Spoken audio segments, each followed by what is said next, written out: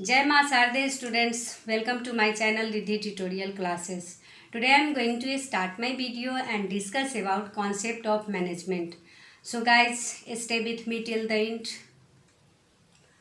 Concept of management. Concept of management. प्रबंध की अवधारणा।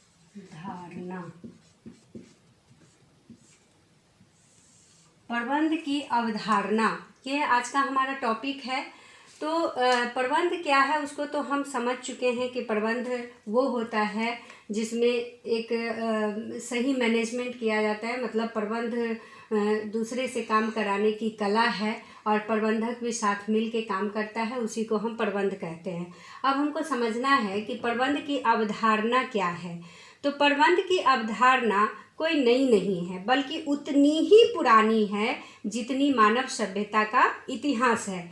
मानव सभ्यता का प्रारंभ जब से हुआ तभी से प्रबंधक किसी न किसी रूप में सामूहिक क्रियाओं को सही ढंग से करने के लिए मौजूद रहे हैं, चाहे वह क्रियाएं राज्य प्रशासन से संबंधित रही हो अथवा अन्य जगहों से संबंधित रही हो, तो उसमें प्रबंधक के रूप में काम किया है।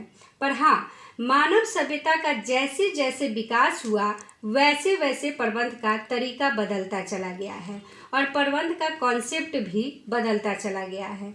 तो आधुनिक युग में प्रबंध की क्या क्या अवधारणाएं हैं उसी को हम आज डिस्कस करने वाले हैं। तो फर्स्ट ये जो अवधारणा लिख रहे हैं वो निम्न होगा। पहला होता है फंक्शनल। तो इस तरह से ये हमारा 7 जो है वो कॉन्सेप्ट ऑफ मैनेजमेंट है, जिसमें पहला आता है फंक्शनल कॉन्सेप्ट। जैसा कि नाम से ही पता चल रहा है कि फंक्शन करना मतलब भागों में बांटना। तो पहला कहता है कि कार्यात्मक अवधारणा क्या कहता है। प्रबंध की कार्यात्मक अवधारणा का अर्थ है कि विभिन्न कार्यों को विभिन्न विभागों में बांटना तथा हर विभाग में उस विभाग के अकॉर्डिंग एम्प्लॉय को रखना।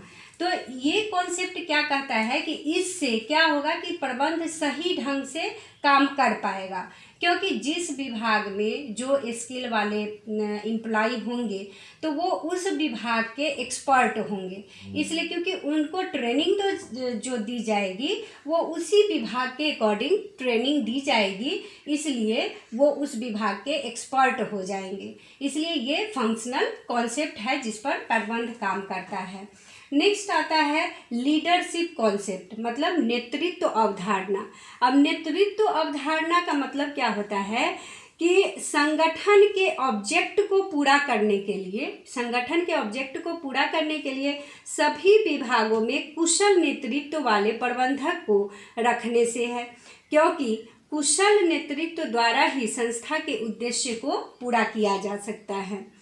कुशल नेतृत्व के कारण ही संगठन में कुशलता, संतुलन, निरंतरता की भी आशा बनी रहती है। तो ये कहता है क्या प्रबंध का दूसरा कॉन्सेप्ट, मतलब लीडरशिप कॉन्सेप्ट।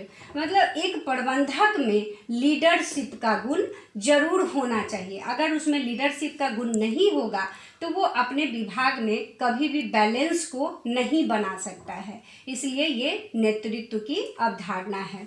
नेक्स्ट आता है साइंटिफिक कॉन्सेप्ट, वैज्ञानिक अवधारणा। इसमें क्या कहता है कि अकॉर्डिंग टू टेलर, मतलब इसमें अकॉर्डिंग टू टेलर, हैमन एवं अन्य विद्वानों के अनुसार वैज्ञानिक अवधारणा आधुनिक प्रबंध की क्या है, आधारशिला है। क्योंकि वैज्ञानिक अवधारणा के अनुसार प्रबंध एक ऐसा विज्ञान है जो नियोजन, संगठन, समन्वय, नियंत्रण और डायरेक्टिंग निर्देशन को लेकर चलता है। इसलिए क्या कहता है कि ये एक साइंटिफिक मैनेजमेंट है। मतलब वो 5 भाग में क्यों बांटा गया है, क्योंकि उन 5 भागों में बांटने का उद्देश्य ये है कि प्रबंध उस पर सही ढंग से वर्क कर सके और संस्था के उद्देश्य को पूरा किया जा सके। इसलिए ये हमारा प्रबंध का क्या है, तीसरा अवधारणा है। चौथा अवधारणा क्या आता है, तो getting things done through and with other concept, अन्य लोगों द्वारा उनके साथ मिलकर कार्य करने की अवधारणा। इसका मतलब क्या होता है कि अन्य लोगों के द्वारा, कुछ लोग प्रबंध की अवधारणा का अर्थ अन्य व्यक्तियों से कार्य लेने से लगाते हैं।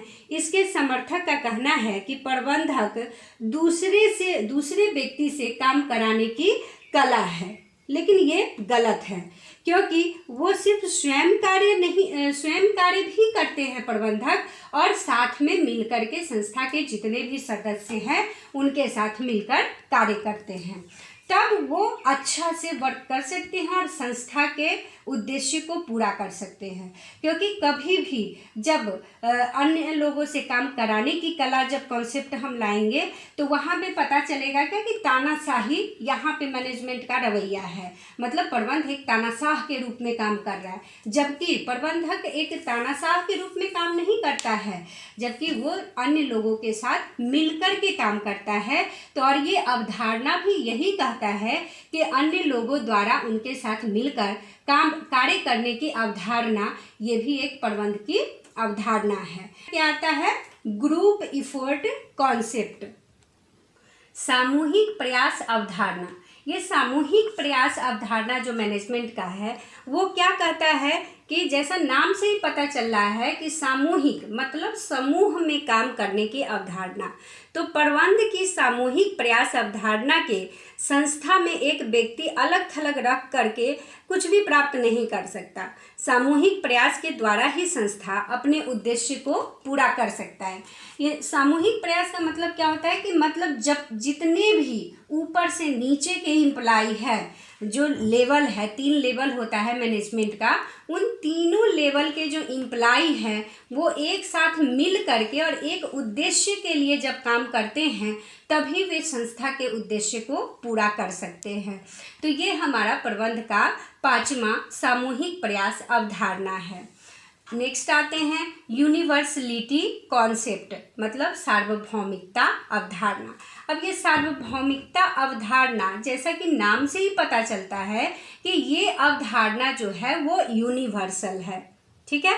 तो इस यूनिवर्सल अवधारणा क्या कहता है? तो प्रबंध की सार्वभौमिकता की अवधारणा हेनरी फेयोल की देन है। जो हेनरी फेयोल प्रबंध के सिद्धांत के रचयिता हैं, उनका कहना है कि ये एक यूनिवर्सलिटी कॉन्सेप्ट है। किसने कहा था? तो हेनरी फेयोल ने।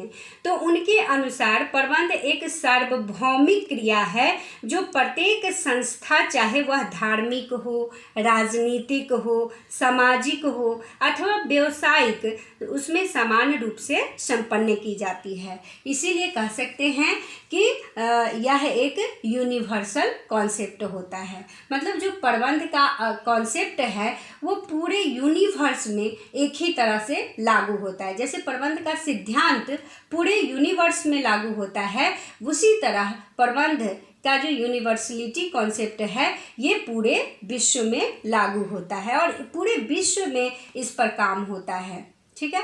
नेक्स्ट आते हैं प्रोफेशनल कॉन्सेप्ट पे। तो प्रोफेशनल कॉन्सेप्ट क्या कहता है? पेशेवर अवधारणा। इसमें कहता है कि आधुनिक प्रबंधक प्रबंध को एक पेशा मानते हैं। क्योंकि इसका रीजन है, क्यों मानते हैं? क्योंकि पेशे की परिभाषा प्रबंध से मिलती है। पेशे में जैसे एक स्पेशल स्किल और नॉलेज की आवश्यकता होती है, वैसे ही प्रबंध में भी एक स्पेशल नॉलेज और स्किल की आवश्यकता होती है। तो इसलिए हम कह सकते हैं कि management is also a professional concept, ठीक है। तो मैनेजमेंट एक पेशा पर आधारित होता है, इसलिए हम कह सकते हैं कि यह एक पेशेवर कॉन्सेप्ट है, ठीक। तो इस तरह से हमारा ये जो प्रबंध की अवधारणा है वो 7 है और 7 को हम अच्छे से डिटेल कर दिए हैं। अब इसको आप अच्छे से समझ सकते हैं। नेक्स्ट हमको बढ़ना है मैनेजमेंट के प्रिंसिपल पर। तो आगे की क्लास में हम आएंगे प्रिंसिपल ऑफ मैनेजमेंट पे, ठीक है। तो आज के लिए इतना ही। ओके गाइस, तो मेरा पूरा विश्वास है कि आपको ये मैनेजमेंट का कॉन्सेप्ट अच्छे से समझ में आ गया होगा। इसलिए अगर इसमें कोई प्रॉब्लम होगा तो आप कमेंट ज़रूर करेंगे, क्योंकि आप जब तक कमेंट नहीं करेंगे तब तक मैं समझ नहीं पाऊँगी कि मैंने अच्छा पढ़ाया या खराब। ठीक है। Okay guys, thanks for watching my video. Bye bye.